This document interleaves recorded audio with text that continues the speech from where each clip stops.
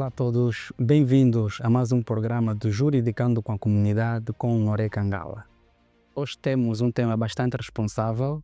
Vamos falar sobre os órgãos de soberania que existem no nosso país. E o ponto de partida passa a ser exatamente a necessidade de sabermos o que se entende por órgão de soberania. Nós podemos dizer que órgãos de soberania são as principais instituições ou órgãos que exercem o poder soberano num determinado país, cujas competências derivam da própria Constituição da República. E em Angola existem fundamentalmente 3 órgãos de soberania, que são o Presidente da República, a Assembleia Nacional e os tribunais.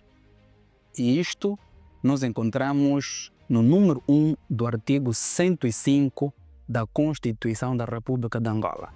Nós vamos ler o artigo 105 da nossa Constituição apenas para aferirmos exatamente isto.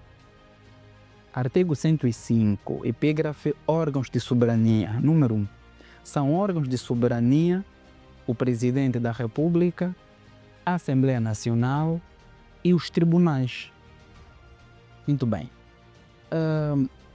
O cidadão, no processo de incentivar a cultura jurídica, deve necessariamente conhecer aspectos desta natureza, porque são assuntos que têm a ver com o nosso país.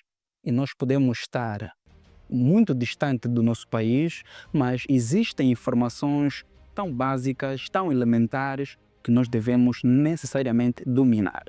E conhecer os órgãos de soberania do nosso país é um daqueles temas muito, mas muito importante, é um aspecto muito essencial que todos nós devemos conhecer. E dizíamos que o artigo 105, no seu número 1, consagra exatamente estes órgãos de soberania, estes órgãos que exercem os principais poderes do nosso país. E vimos que o primeiro é o Presidente da República, que é só uma pessoa.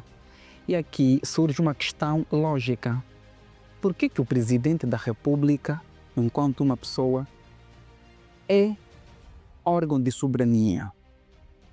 O Presidente da República é um órgão de soberania porque ser presidente pressupõe o exercício de 3 principais poderes e que estão consagrados no número 1 do artigo 108. Vamos ler o artigo 108 da Constituição. Epígrafe: chefia de Estado e Poder Executivo. Número 1. O Presidente da República é o chefe de Estado, o titular do Poder Executivo e o comandante em chefe das Forças Armadas Angolanas. Exatamente. Significa que, como disse, o Presidente da República é um órgão de soberania porque sobre ele impende o exercício de 3 poderes basilares do nosso país. O Presidente é o chefe de Estado, é o titular do Poder Executivo e é ainda o comandante em chefe das Forças Armadas Angolanas. O que significa ser chefe de Estado? Para a nossa compreensão. Ser chefe de Estado significa ser a figura máxima que representa o país perante os cidadãos e perante o mundo. Ou seja, é a pessoa número 1 do país. E o que significa ser titular do Poder Executivo? Ser titular do Poder Executivo significa tão somente ser a figura que tem a competência de governar o país, de tomar as decisões principais e mais importantes do país, quer sejam decisões políticas, econômicas ou sociais, bem ainda é a figura que determina a gestão e administração pública daquilo que é de todos nós. E o que significa ser comandante em chefe das Forças Armadas Angolanas? Ser comandante em chefe das Forças Armadas Angolanas significa ser a figura que tem autoridade máxima e suprema sobre as Forças Armadas, isto é, sobre o Exército, sobre a Marinha e sobre a Força Aérea, bem como pode decidir em situações de guerra, de paz e de defesa nacional. Como podem ver, são poderes bastante sensíveis, são poderes cujo grau de responsabilidade é muito elevado. Daí de que ser presidente não pode, ou seja, nem toda pessoa pode ser presidente. O que eu quero dizer é, a própria Constituição consagra os critérios que um cidadão deve preencher para poder concorrer ao cargo de presidente da República, porque é ele que deverá exercer estes poderes de tamanha responsabilidade. Bom, além do Presidente da República, nós também dissemos que a Assembleia Nacional é outro órgão de soberania. E a Assembleia Nacional exerce, como sabemos, o poder legislativo. É a Assembleia Nacional que emana as regras, as leis que vigoram no nosso país. A Assembleia Nacional é composta por deputados e os deputados estão divididos em função dos partidos políticos que têm assentos parlamentares. E aqui, o MPLA, enquanto o partido no poder, tem 124 deputados na Assembleia Nacional, o que significa dizer que tem a maioria parlamentar.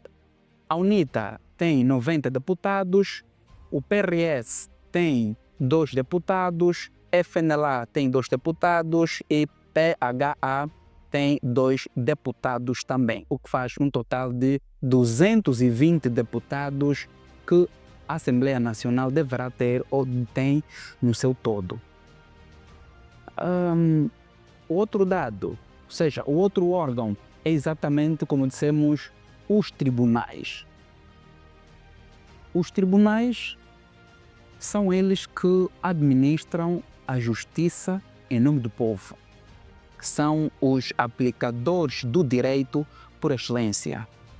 Em Angola existe um Tribunal Supremo, um Tribunal Constitucional, um Tribunal de Contas, um Supremo Tribunal Militar. Existem ainda os Tribunais da Relação, que devem ser 5, e, em último lugar, os Tribunais de Comarca. Um juiz que trabalha, vamos utilizar este termo, que trabalha nos tribunais superiores, e quando eu digo nos tribunais superiores, estamos a pensar os primeiros 4, no caso o Tribunal Supremo, o Tribunal Constitucional, o Tribunal de Contas e o Supremo Tribunal Militar. Os juízes que trabalham nestes tribunais são chamados de juízes conselheiros. Os juízes que trabalham nos tribunais da relação são chamados juízes desembargadores. E os juízes que trabalham no tribunal de comarca são chamados de juízes de direito. Bom, apesar destes 3 poderes serem diferentes, serem autônomos e estão devidamente separados, existe uma coordenação ou uma interdependência de funções entre eles. Existe, no fundo, um canal de comunicação com o objetivo de garantir a coesão nacional e a boa administração do país.